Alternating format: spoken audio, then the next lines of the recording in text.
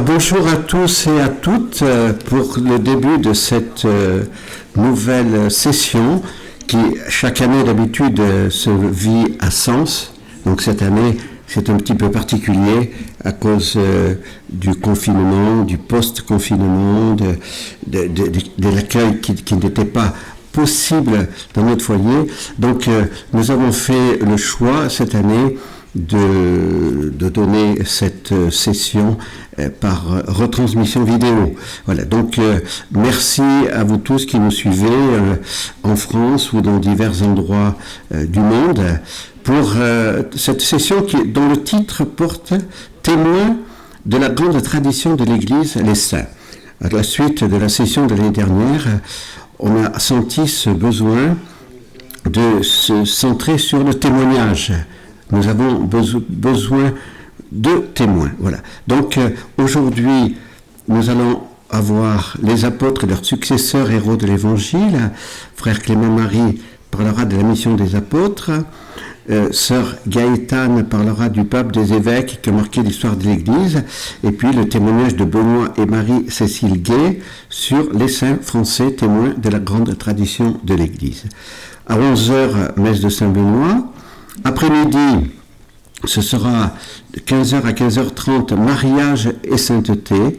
Donc Olivier Laurence Grincourt nous donneront des modèles de foyer chrétiens. Et puis de 15h30 à 16h, alors ce seront des frères Henri-Marie et sœur Claire-Marie qui nous parleront des jeunes témoins, jeunes saints, pour, je dirais, nous montrer l'importance du témoignage des jeunes. Bon, ensuite, ce sera Chapelet, Vêpres, à 17h30, et nous aurons une veillée familiale à 20h30 qui sera préparée par sœur Rosa, frère François-Marie et Théophane. Donc demain, le dimanche 12 juillet, ce sera notre deuxième jour de la session. Et nous parlerons surtout des 8h30 à 9h, témoins et martyrs du sang aujourd'hui, sœur Chantal, et témoins et martyrs du relativisme, frère Benoît, et puis ce témoignage d'un foyer ami de Franck et Béatrice Le Cerf sur la sainteté des enfants. Et demain après-midi, donc la dernière partie du forum, Jésus ne nous appelle pas à changer l'Église, mais à la développer en imitant les saints. À 15h, et puis de 15h30 à 16h, François et Sylvaine Bordier nous donneront un témoignage sur être témoin de la foi, témoin de la joie pour la mission, avec quelques idées concrètes. Voilà. Que cette session particulière cette année, il valait mieux choisir, je dirais, cette méthode plutôt que de tout annuler. Ça aurait été dommage, alors que cette session, eh bien, porte du fruit pour ceux qui sont présents à Saint-Pierre et que nous remercions, et tous ceux qui suivent par la retransmission de vidéo. Donc maintenant, je laisse la place donc à frère Clément Marie.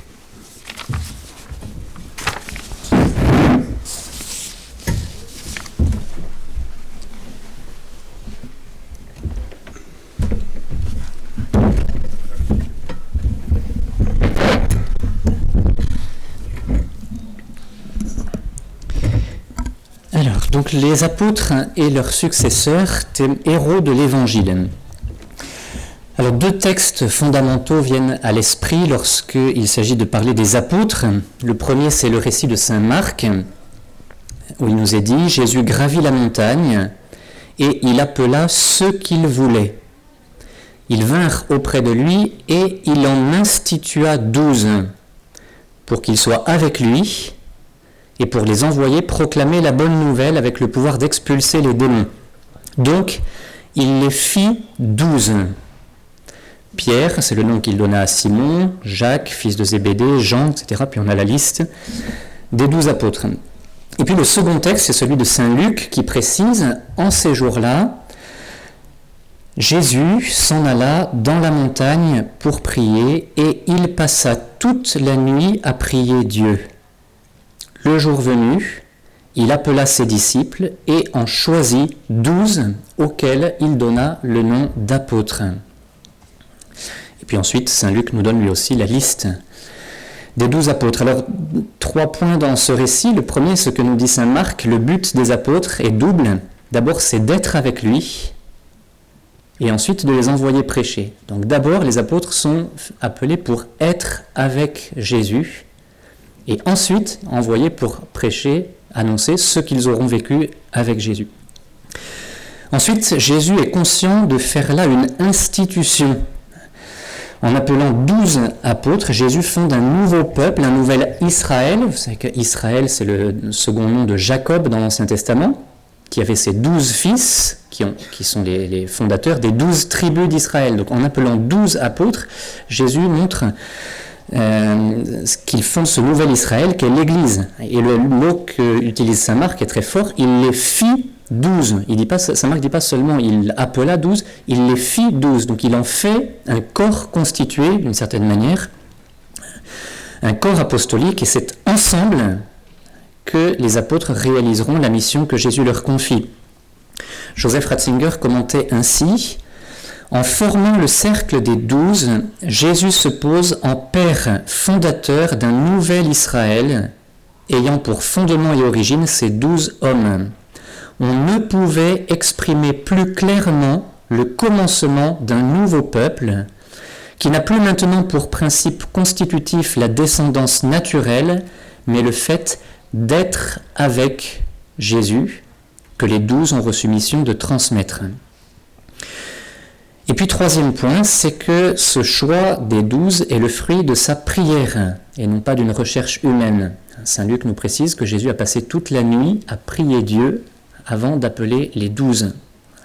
Donc Jésus ne leur demande pas leur curriculum vitae pour les appeler. Vous savez, il y a un texte qui circule un peu sur Internet où un chef d'entreprise essaie d'embaucher quelqu'un, et parmi les 12 apôtres, peut-être vous avez déjà fait suivre ce machin, qui est amusant, donc selon les critères du monde. Voilà. Et alors il écarte les uns après les autres, Pierre parce qu'il manque de courage, un tel parce que, etc. Et celui qui correspond le plus aux critères du monde et qu'il va retenir, c'est Judas. Voilà. Donc voilà, Jésus ne regarde pas les aptitudes humaines. Voilà. Il a prié Dieu et il les a choisis gratuitement. Et donc les 12 sont devenus, selon la belle expression de Benoît XVI, la nouvelle famille de Jésus. Il dit: les disciples forment le noyau initial de la nouvelle famille de Jésus, la future Église. Alors il n'est pas possible de parler de chacun des apôtres dans le temps que nous avons. On va en évoquer quelques-uns très brièvement. Saint Pierre d'abord. Bon, nous connaissons bien les scènes évangéliques où son amour ardent, bien qu'encore trop humain et présomptueux pour Jésus, lui font témoigner de son amour et de sa confiance, et c'est ce qui le rend si attachant. Bon, on connaît ce dialogue très touchant au moment de la tempête apaisée. On retient seulement le fait que Saint Pierre s'est enfoncé dans les eaux parce qu'il a... Voilà. Mais enfin, en attendant, c'est vrai que quand il y avait la tempête, tous les apôtres crient, et lui, il se tourne vers Jésus et il dit: si c'est toi, ordonne-moi de venir à toi. Jésus lui dit qu'un mot: viens. Voilà. Et voilà. Des fois, on aimerait avoir certaines photos de l'évangile, et si on pouvait en avoir quelques-unes, moi je voudrais celle au moment où Saint Pierre a un pied dans la barque et un pied sur l'eau, qui n'est pas plate, parce que c'est le... Voilà. Mais les autres ont dû se dire, il est fou, voilà, mais il aimait Jésus et il est allé vers Jésus. Et puis cette plainte de Saint Pierre à Jésus au moment de la Sainte Seine: Seigneur, pourquoi ne puis-je pas te suivre maintenant? Je donnerai ma vie pour toi. Eh bien oui, Pierre donnera sa vie pour Jésus, mais après l'expérience décisive de son reniement, qui a été une purification et une prise de conscience salutaire de sa faiblesse. Alors il y a une scène qui n'est pas rapportée bien sûr dans l'Évangile, mais qui est rapportée par une tradition d'un écrit très ancien, la scène du Quo Vadis Domine. Seigneur, où vas-tu? Qui est aussi une belle leçon. Donc c'est Pierre qui était à Rome, et la persécution depuis plusieurs années où il prêchait, et puis la persécution éclate à Rome sous Néron, et donc Pierre quitte Rome pour fuir la persécution. Voilà. Ce qui n'est pas du tout à ce moment-là une fuite. Hein. Jésus avait dit, quand vous serez persécutés, fuyez dans la montagne. Voilà. Donc il y a des moments où il faut savoir se cacher. Voilà. Donc Pierre prend la route et puis il croise Jésus qui lui va en direction de Rome. Et Saint Pierre lui dit, Quo vadis Domine, Seigneur, où vas-tu? Et Jésus lui répond, je vais à Rome pour y être crucifié à nouveau. Et donc Pierre comprend que le moment est venu, que lui avait annoncé Jésus, quand tu seras vieux, tu étendras les mains, et c'est un autre qui te mettra ta ceinture pour t'emmener là où tu ne voudrais pas aller. Alors Pierre rebrousse chemin et regagne Rome, où il est arrêté, crucifié, la tête en bas pour ne pas avoir l'honneur de mourir comme Jésus. Et ça nous rappelle cet échange du jeudi saint, où Saint Pierre, parce que cette question, Seigneur, où vas-tu, elle est dans l'évangile, dans la bouche de Saint Pierre. Le jeudi saint, Jésus dit, là où je vais, vous ne pouvez pas venir maintenant. Et Saint Pierre dit à Jésus, Domine, quo vadis, où vas-tu, Seigneur? Et Jésus lui répond, là où je vais, tu ne peux pas me suivre maintenant, tu me suivras plus tard. Et c'est là que Pierre dit, mais pourquoi ne puis-je pas te suivre maintenant? Je donnerai ma vie pour toi. Jésus lui dit, tu donneras ta vie pour moi?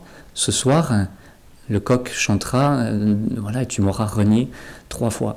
Voilà. Et bien, ce second quo vadis Domine a été le moment où Saint Pierre a suivi Jésus. Tu me suivras plus tard. Et bien, le moment était venu. Et Saint Pierre a vraiment suivi jusqu'au bout Jésus, après avoir évangélisé d'abord à Antioche, puis à Rome. À Rome, il avait été rejoint par Saint Paul, dont on connaît suffisamment les voyages missionnaires pour qu'il soit nécessaire d'y revenir.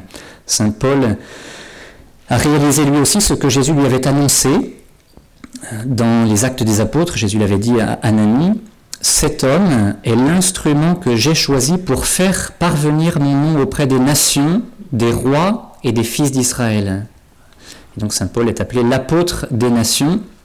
Il a parcouru l'Asie mineure, a amené l'évangile en Europe, notamment en Grèce. Il est certainement allé en Espagne, et puis a été prisonnier et conduit à Rome, où lui aussi a rendu le témoignage suprême au Seigneur Jésus. On peut mentionner saint Thomas. Alors saint Thomas, dont le nom est associé à l'incrédulité, mais quand même après par son témoignage à la foi, donc à ne pas confondre comme l'avait fait un ministre il y a quelque temps avec saint Thomas d'Aquin, parce qu'on a un ministre qui avait dit « Moi je suis comme saint Thomas d'Aquin, je crois que ce que je vois ». Donc il y a une culture à parfaire. Donc saint Thomas quand même a refusé dans l'évangile de croire le témoignage de sainte Marie-Madeleine, puis celui des saintes femmes, puis celui de Pierre, puis celui des 10 autres apôtres, qui pourtant eux aussi avaient du mal à croire les femmes, etc. Donc il a été dur à cuire d'une certaine manière. Mais en même temps, eh bien, il a fini par cette proclamation de foi qui est une des plus belles de l'Évangile, « Mon Seigneur et mon Dieu ». Et saint Thomas lui aussi a évangélisé donc la Syrie, la Perse, puis l'Inde, où il est mort martyr. Saint Jacques le Majeur a été l'évangélisateur de l'Espagne. Revenu à Jérusalem, il a été le premier apôtre martyrisé, le premier qui a donné sa vie, et son corps ensuite a été ramené en Espagne à Compostelle, où ce lieu de pèlerinage est devenu un des plus grands lieux de pèlerinage de toute la chrétienté. On peut mentionner pour la vie de Saint Jacques le Majeur la tradition très établie et si touchante du réconfort qu'il a reçu de la Vierge Marie. Donc Saint Jacques était découragé devant les insuccès de sa mission en Espagne, et la Vierge Marie, alors qu'elle était encore vivante à Éphèse, lui est apparue à ce moment-là. Donc c'était à ce qui est maintenant Saragosse, qui est demeuré le grand lieu de pèlerinage marial en Espagne, où Jean-Paul II s'est rendu en pèlerinage. Et puis Saint Jean, le disciple que Jésus aimait, qui est demeuré proche de la Vierge Marie, on sait qu'il a souffert aussi des tourments à Rome, dont il a été miraculeusement protégé, et puis il a été exilé sur une île au large de la Grèce, l'île de Patmos, sur laquelle il a rédigé le livre de l'Apocalypse. Donc les 12 apôtres, par leur mission, ont alors couvert le monde connu de l'époque. On peut juste mentionner maintenant les autres apôtres. Saint André est mort en Grèce, ainsi probablement que Saint Philippe. Saint Barthélemy selon des traditions, a évangélisé la Perse, l'Arabie ainsi qu'une partie de l'Inde et est mort martyr en Arménie. Saint Simon a évangélisé l'Égypte, les Berbères, la Perse. Saint Matthieu est mort martyr en Éthiopie. Saint Jacques le Mineur, lui, est resté à Jérusalem. Saint Jude est allé au Liban après avoir évangélisé l'Arménie. Quant à Saint Matthias, le dernier, les traditions sont très nombreuses mais peu cohérentes entre elles. Donc c'est difficile de savoir. Une chose est sûre, c'est qu'il était missionnaire et qu'il lui aussi est mort martyr. Alors après, les successeurs des apôtres. Qui sont d'abord les successeurs des apôtres? D'abord ceux de la première génération auxquels les apôtres ont confié la mission de poursuivre leur action. Alors là, il est difficile de rendre compte de l'action de tous ces successeurs des apôtres. On peut noter que c'est ainsi qu'on appelle encore aujourd'hui les évêques, qui sont les successeurs des apôtres, dont ils ont reçu l'imposition des mains. Alors qui choisir? Bon, Sœur Gaëtane va nous parler dans un instant de pape et d'évêques. Alors on va prendre d'abord un nom qui est présent dans la Bible, puisque saint Paul s'est choisi lui-même ce disciple, et lui a écrit 2 lettres qui sont parmi les plus belles de saint Paul. Il s'agit de Timothée. Je voudrais simplement rappeler le conseil que saint Paul lui adresse dans sa dernière épître, juste avant sa mort, et dont l'actualité nous bouleverse encore. Voici ce que saint Paul demande à l'un de ses successeurs immédiats, donc dans la seconde lettre à Timothée au chapitre 4. Proclame la parole, intervient à temps et à contre-temps. En latin, c'est opportune et importune. Donc, quand c'est opportun et quand c'est importun. Quand c'est le moment et quand ce n'est pas le moment. C'est très fort. Dénonce le mal. Ça fait partie de la mission des successeurs des apôtres. Fait des reproches. Il n'y a pas que ça. Encourage. Toujours avec patience et souci d'instruire. Un temps viendra, dit toujours saint Paul, où les gens ne supporteront plus l'enseignement de la saine doctrine, mais au gré de leurs caprices. Ils iront se chercher une foule de maîtres pour calmer leur démangeaison d'entendre du nouveau. Mais toi, en toute chose, garde la mesure, supporte la souffrance, fais ton travail d'évangélisateur, accomplis jusqu'au bout ton ministère. Voilà. C'est des lignes qui nous font beaucoup vibrer aujourd'hui parce qu'elles sont tellement proches de ce que nous vivons. Et voilà ce que saint Paul demande à ses successeurs immédiats comme cœur de la mission des apôtres et de leurs successeurs, qui est résumé ici admirablement. Donc c'est ainsi qu'ont agi Timothée, Tite, et puis tous les envoyés des apôtres qui ont prolongé leur mission. On peut citer comme proche de saint Jean, celui qui était l'évêque de Smyrne, saint Polycarpe, qui est un admirable témoin de la première génération chrétienne, et c'est lui qui a envoyé saint Irénée à Lyon et saint Andéole dans notre région qui est mort en Ardèche, ici, et qu'on fête parmi les saints ardéchois, c'est peut-être un peu fort, mais enfin, qu'on fête dans le calendrier ardéchois des saints, puisqu'il a rendu témoignage par le martyr sur notre terre d'Ardèche. Nous renvoyons ici à la neuvaine de semaine que nous avons faite en mai et juin. Au cours de la première semaine, nous avons évoqué tous ces premiers missionnaires qui ont évangélisé la Gaule, les proches de Jésus, sainte Marie-Madeleine, sainte Marthe, saint Lazare et saint Maximin. Les disciples envoyés par saint Pierre dans nos régions, comme saint Trophime à Arles, saint Savinien, premier évêque de Sens, et son compagnon saint Potentien, qui tous deux ont été martyrs, saint Front, premier évêque de Périgueux, qui a aussi évangélisé le Velay, saint Nectaire, qui est d'abord un des premiers, avant d'être une gloire française pour une autre raison, est quand même d'abord un évangélisateur de la première heure de notre pays, et saint Austremoine, donc saint Nectaire et saint Austremoine ont évangélisé l'Auvergne, saint Denis à Paris, et puis plus tard, des évêques ont poursuivi ce témoignage des apôtres. Alors, on va terminer cette brève présentation avant notre conclusion, par une figure qui mord un tout petit peu sur ce que va dire sœur Gaëtane tout à l'heure, mais on s'est entendu pour pas trop empiéter. Donc, Un nom qui ne nous est pas inconnu, parce qu'il revient dans toutes les litanies des saints, mais dont l'histoire et la sainteté nous sont trop peu connues aujourd'hui. Il s'agit de saint Athanase, qu'on a appelé phare de l'Orient et colonne de la foi. Il est né vers l'an 300, a été évêque d'Alexandrie, et il s'est opposé de toutes ses forces à l'hérésie arienne qui niait la divinité de Jésus. Alors il faut savoir que cette hérésie, on a peine à s'en rendre compte aujourd'hui, cette hérésie avait gagné toute l'Église, ainsi même qu'une immense majorité d'évêques. Donc la situation de l'Église était apocalyptique. Saint Athanase sera même condamné par le pape Libère, qui, par faiblesse devant les pressions, va rallier confusément la cause arienne et va déclarer Athanase, je cite le document du pape Libère à l'époque, séparé de la communion romaine. Alors même que saint Athanase, et c'est reconnu aujourd'hui par l'Église, défendait la vraie foi. Donc saint Athanase a gardé la foi presque seul contre tous, pas tout à fait, il y a eu quand même quelques évêques, mais ils se comptent sur les doigts des mains, saint Eusèbe de Versailles par exemple, saint Hilaire à Poitiers, mais qui lui aussi va être exilé en Orient.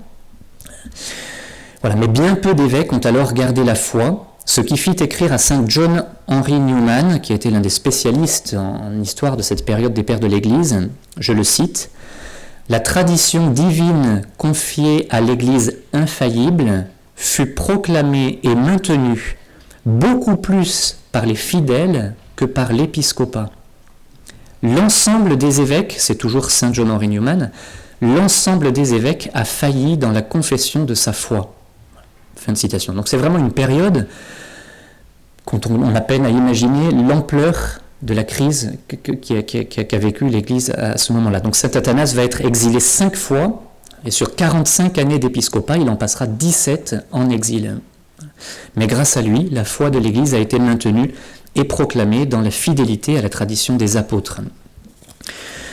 En conclusion, je voudrais reprendre une citation du pape émérite Benoît XVI, dont c'est la fête en ce 11 juillet, et qui est très éclairante sur cette première période de l'évangélisation, première période qui doit demeurer un modèle pour nous aujourd'hui.